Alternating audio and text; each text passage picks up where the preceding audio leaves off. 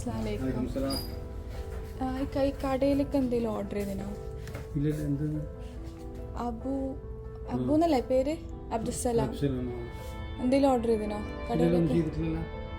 ഇല്ല. കേക്ക് എന്തെങ്കിലും ഓർഡർ ചെയ്തിനോ? എന്നാ ഹാപ്പി ആനിവേഴ്സറി. ആനിവേഴ്സറി അല്ലേ? ആരായിരിക്കും? ഗസ് ചെയ്ത് നോക്ക്. ഇവിടുന്ന മോനെ അയച്ചതാ. പ്രതീക്ഷിച്ചനാ? സർപ്രൈസ് ആക്കണം എന്ന് പറഞ്ഞ്.